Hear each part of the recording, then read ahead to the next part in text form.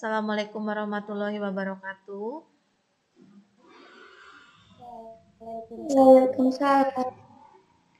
Waalaikumsalam.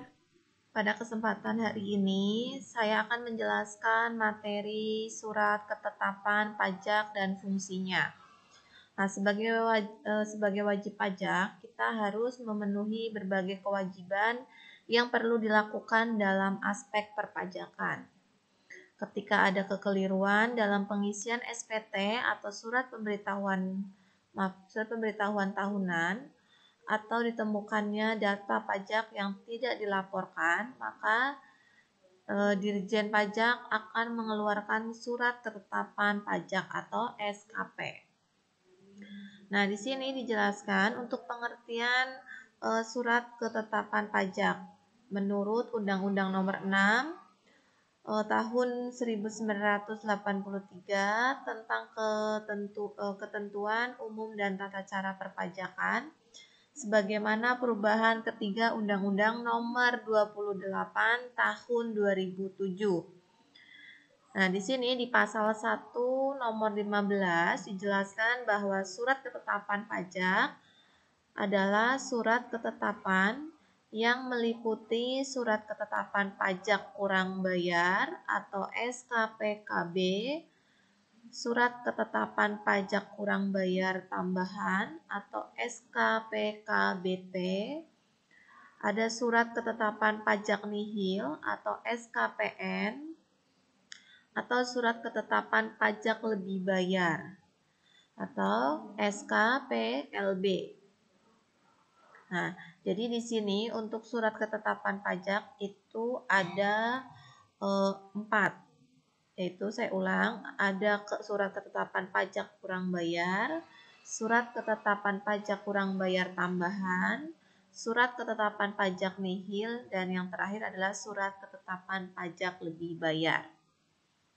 Lalu, berdasarkan keputusan Dirjen Pajak, pihak yang berkuasa mengeluarkan surat ketetapan pajak adalah Kantor Pajak Permata atau KPP dan dikeluarkan berdasarkan hasil pemeriksaan pajak. Nah, untuk Kabupaten Bogor, KPP-nya itu ada di Pemda. Di sini juga dijelaskan untuk fungsi SKP atau Surat Ketetapan Pajak. Fungsinya sebagai sarana untuk menagih kekurangan pajak, mengembalikan jika ada kelebihan bayar pajak, memberitahukan jika pajak terutang, mengenakan sanksi administrasi perpajakan, serta menagih pajak. Nah, fungsi SKP ini terbagi sesuai jenisnya yang akan dibahas pada poin selanjutnya. Nah, di sini ada jenis-jenis dari surat ketetapan pajak. Di sini ada beberapa jenis surat ketetapan pajak. Yang pertama ada surat tagihan pajak atau STP. Surat tagihan pajak adalah surat untuk menagih pajak dan atau sanksi administrasi berupa bunga dan atau denda. Nah, berdasarkan Undang-Undang RI Nomor 16 Tahun 2000, surat tagihan pajak ini akan diterbitkan jika yang A, pajak penghasilan dalam tahun berjalan tidak atau kurang dibayar. B. Terdapat kekurangan pembayaran pajak akibat salah tulis atau salah hitung. C. Terkena sanksi administrasi berupa denda dan atau bunga. D. Pengusaha yang dikenakan pajak berdasarkan Undang-Undang Pajak Pertambahan Nilai tahun 1984 dan perubahannya namun tidak melaporkan kegiatan usahanya untuk dikukuhkan sebagai pengusaha kena pajak. Kemudian yang E, pengusaha yang tidak dikukuhkan sebagai pengusaha kena pajak namun membuat faktur pajak. F, pengusaha yang telah dikukuhkan sebagai pengusaha kena pajak tidak membuat faktur pajak atau membuat faktur pajak namun tidak tepat waktu atau tidak mengisi secara lengkap. Nah, jika wajib pajak mendapatkan surat tagihan karena alasan 1 dan 2, jumlah kekurangan pajak terutang yang tercantum dalam surat tersebut ditambah dengan bunga sebesar 2% sebulan untuk maksimal 24 bulan. Nah, di sini berarti kita lihat nomor 1 dan 2, berarti pajak penghasilan dalam tahun berjalan tidak atau kurang bayar. Nah, kalau pajaknya tidak dibayar atau kurang bayar dan kekurangan pajak akibat salah tulis atau salah hitung, itu akan dikenakan bunga, tambahan bunga pajak sebesar 2% dari jumlah pajaknya. Ini waktu maksimalnya adalah waktunya adalah 24 bulan. Tuh, itu sanksi yang 2% hanya ada waktu 24 bulan, berarti 2 tahun. Lebih dari 2 tahun nanti sanksinya akan berbeda. Waktu tersebut terhitung sejak terutangnya pajak atau bagi tahun pajak atau tahun pajak sampai terbitnya surat tagihan pajak. Nah, di sini terhitung misalkan telatnya pada tahun 2012. Nah, berarti nanti terhitung dari 2012 2 tahun berikutnya, berarti 2014 itu merupakan sudah sangat maksimalnya. Tuh, jadi diusahakan membayarnya sebelum tahun 2014 jika pajaknya pajak terhitungnya adalah mulai dari tahun 2012. Jika penerima surat tagihan pajak merupakan pengusaha kena pajak, seperti yang disebutkan pada poin 4, 5, dan 6, akan dikenakan denda sebesar 2% dari dasar pengenaan pajak. Nah, di sini kita lihat. Di sini kan harusnya A dan B. A dan B. Kemudian yang ini harusnya D, E, dan F. Nah, untuk poin D, E, F itu di sini untuk pengusaha kena pajak, perusahaan kena pajak atau pengusaha kena pajak. Nah, di sini akan dikenakan 2% dari dasar pengenaan pajaknya. Kemudian yang kedua ada surat ketetapan pajak kurang bayar atau SKPKB.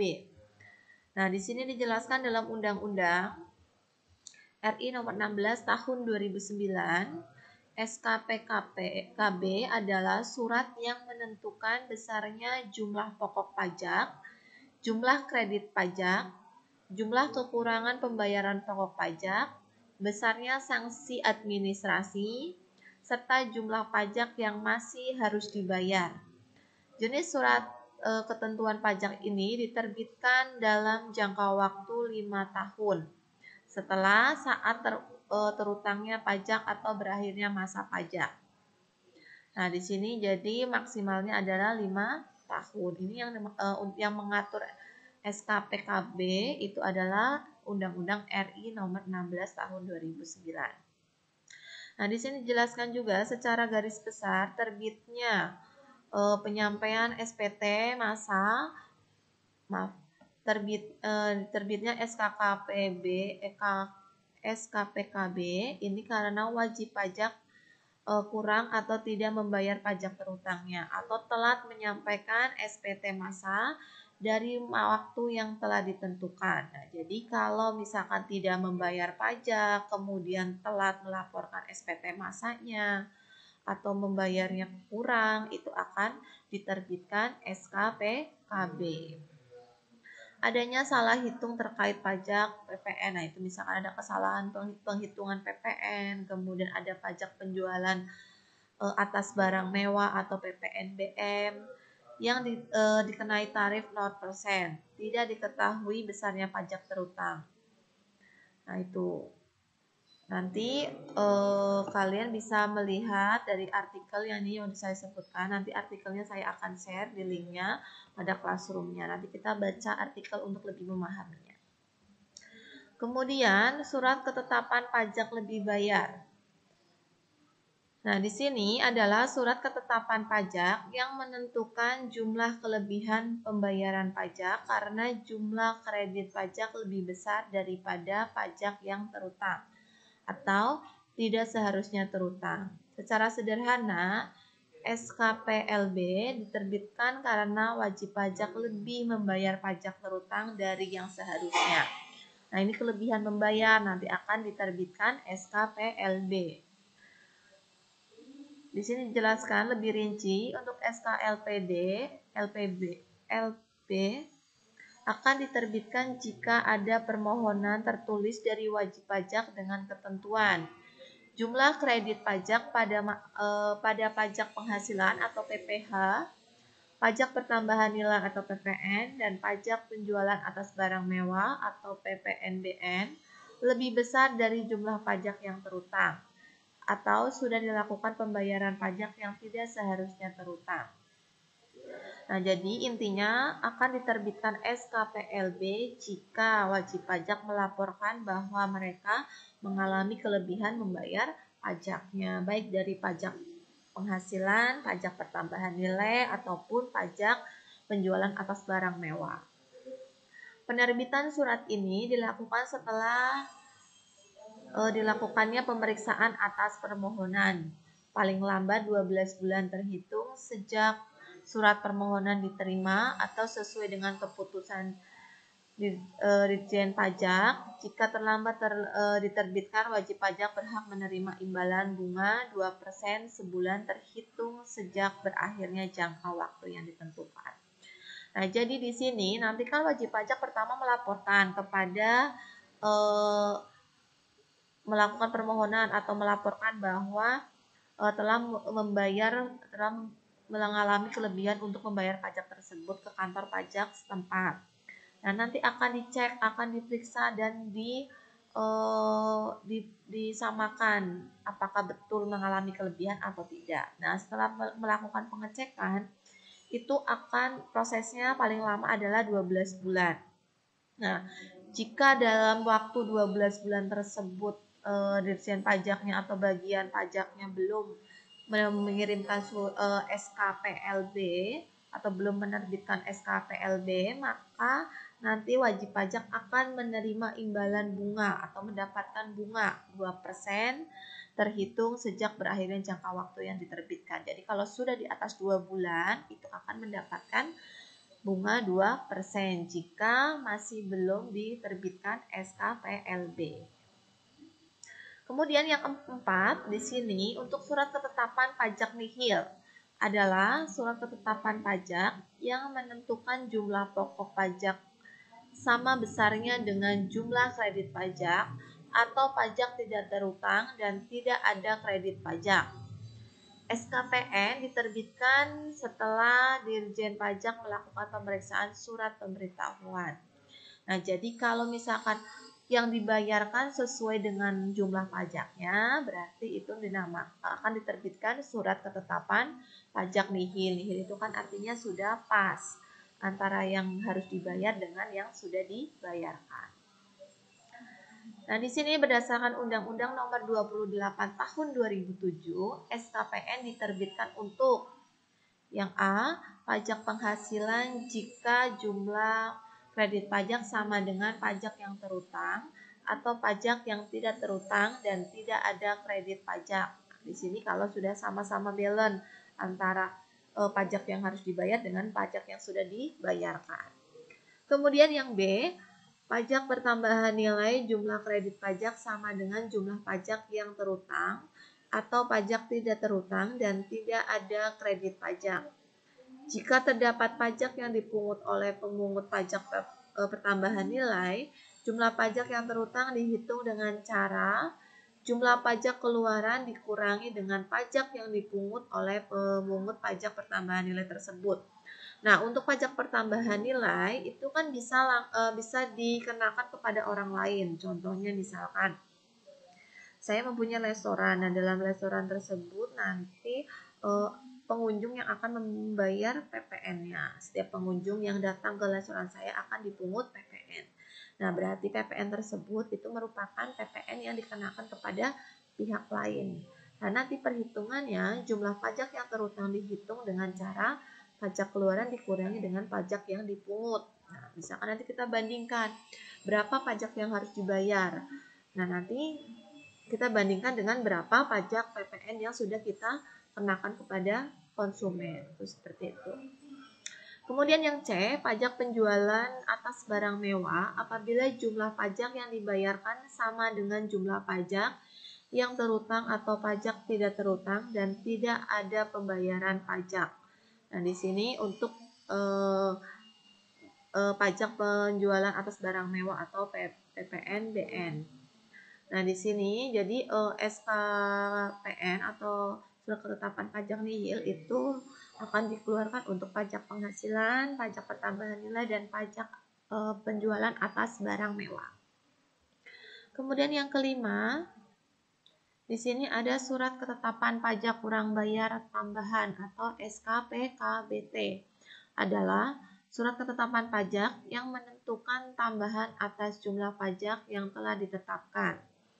Nah, menurut pasal 15 ayat 1 dalam Undang-Undang Republik Indonesia nomor 6 tahun 1983 tentang ketentuan umum dan tata cara perpajakan, sebagaimana perubahan ketika Undang-Undang nomor 28 tahun 2007 menyatakan bahwa Direktur Jenderal Pajak dapat menerbitkan SKPKBT dalam jangka waktu 5 tahun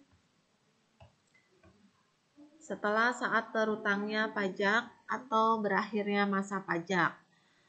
Bagi tahun pajak atau tahun pajak apabila ditentukan data baru yang mengakibatkan penambahan jumlah pajak yang terutang setelah dilakukan tindakan pemeriksaan dalam rangka penerbitan SKPKBT. Nah, maksudnya di sini untuk surat ketentuan pajak kurang bayar tambahan, jadi nanti selama 5 tahun kita akan kalkulasikan apakah ada tambahan kurang bayarnya atau tidak. Kalau misalkan tidak ada, ya tidak akan diterbitkan surat ketetapan pajak kurang bayar tambahan. Tapi kalau misalkan ada, akan diterbitkan surat pajak ini. Nah, dalam pengertian sederhananya, SKPKBT merupakan koreksi atas SKP yang diterbitkan sebelumnya. Nah, jadi dari sebelumnya kita koreksi ada tambahan atau tidak. Ketika wajib pajak telah melaporkan dan membayar pajak terutang sesuai dengan nominal yang tercantum dalam SKP, petugas pajak akan melakukan pemeriksaan kembali pada data baru tersebut. Jika masih ditemukan adanya pajak terutang yang kurang atau tidak dibayar oleh wajib pajak, Ditjen Pajak akan menerbitkan SKPKBT. Nah, kalau tidak ada penambahan, ya tidak diterbitkan. Jadi, SKPKBT diterbitkan dalam jangka waktu 5 tahun dengan jumlah pajak terutang yang harus dibayar ditambah 100% sebagai sanksi administrasi jika sudah melewati jangka waktu tersebut dan wajib pajak belum membayar kekurangan pajak, akan ada tambahan sanksi sebesar 48% dari jumlah pajak terutang yang harus dibayar. Nah, di sini jadi untuk penambahan misalkan SKP-nya tadi kan sudah dibayar dan akan dicek kembali. Jika nanti ada tambahan yang masih terhutang, maka akan diterbitkan SKPKBT. Nah, jika SKPKBT ini tidak dibayar-bayar, maka akan dikenakan sanksi sebesar 48%. Yang berikutnya ada permohonan pembetulan SKP. Nah, di sini dijelaskan dalam Undang-Undang Republik Indonesia Nomor 6 Tahun 1983 tentang ketentuan umum dan tata cara perpajakan sebagaimana telah beberapa kali diubah terakhir dengan Undang-Undang Republik Indonesia Nomor 16 Tahun 2009. Nah, itu terakhir dirubahnya. Wajib pajak dapat mengajukan permohonan pembetulan SKP atau surat ketetapan pajak jika terdapat kesalahan. Pembetulan itu sendiri terbatas pada kesalahan sebagai berikut. 1. Kesalahan tulisan pada nama, alamat, nomor pokok wajib pajak, nomor surat ketetapan pajak, jenis pajak, masa pajak, atau tahun pajak dan tanggal jatuh tempo. Yang kedua, ada kesalahan hitung yang berasal dari penjumlahan dan atau pengurangan dan atau perkalian dan atau pembagian suatu bilangan. Yang ketiga, kekeliruan dalam menerapkan ketentuan-ketentuan dalam peraturan perundang-undangan perpajakan, yaitu kekeliruan dalam penerapan tarif, kekeliruan menerapkan persentase, norma perhitungan penghasilan neto, kekeliruan menerapkan sanksi administrasi, kemudian ada kekeliruan penghasilan tidak kena pajak, kekeliruan hitung pajak, penghasilan, dan tahun berjalan. Kemudian yang terakhir adalah kekeliruan dalam pengkreditan pajak. Nah, itu jadi hanya kesalahan-kesalahan tertentu, dan di sini berdasarkan Undang-Undang Republik Indonesia Nomor 16 Tahun 2009 itu hanya ada 3 kesalahan yang bisa untuk dibetulkan dalam SKP atau Surat Ketetapan Pajak. Nah, di sini kesimpulan kita untuk penjelasan saya hari ini, SKP di sini dijelaskan berfungsi sebagai sarana untuk menagih kekurangan pajak, mengembalikan jika ada kelebihan membayar pajak, menginformasikan jumlah pajak terutang, mengenakan sanksi administrasi perpajakan, serta menagih pajak. SKP sendiri meliputi ada SK PKB, ada SKP KBT, ada SKPN atau SKPLB. Nah, ketika mendapatkan salah satu surat yang menunjukkan Anda kurang bayar pajak atau terkena sanksi administrasi berupa denda dan bunga, segera menyelesaikan sebelum melewati batas waktu yang ditetapkan dalam SKPT. Karena kalau jika tidak membayarnya itu nanti akan berbunga, akan dikenakan sanksi yang lebih banyak. Nah, di sini ada alternatif, yaitu melakukan pembayaran pajak dan denda melalui aplikasi online pajak dengan menggunakan Pajak Pai. Nah, sekarang sudah ada aplikasi baru menggunakan pajak online, yaitu ada aplikasi Pajak Pai. Di sini merupakan sistem manajemen kas dari aplikasi online pajak yang berguna untuk membayar pajak secara online dengan mudah, kapan saja dan di mana saja. Nah, tidak perlu antri dan bebas administrasi. Nah, di sini untuk penambahan saldo Pajak Pai sesuai kebutuhan pajak setiap bulannya. Nah, jadi sekarang sudah ada alternatif yang lebih mudah dan lebih efisien dalam waktunya, efektif, efisien gitu, karena kita tidak usah untuk mengantri dan tidak usah datang ke kantor pajak, kita cukup menggunakan online pajak. Nah, nanti untuk pembayarannya kita bisa menggunakan Pajak Pai.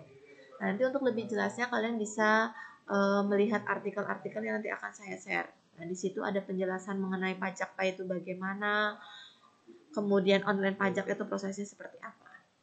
Nah, mungkin itu saja yang bisa saya sampaikan. Kurang lebihnya saya mohon maaf. Mudah-mudahan bisa untuk membuka wawasan dan belajar di rumah. Terima kasih dan wassalamualaikum warahmatullahi wabarakatuh.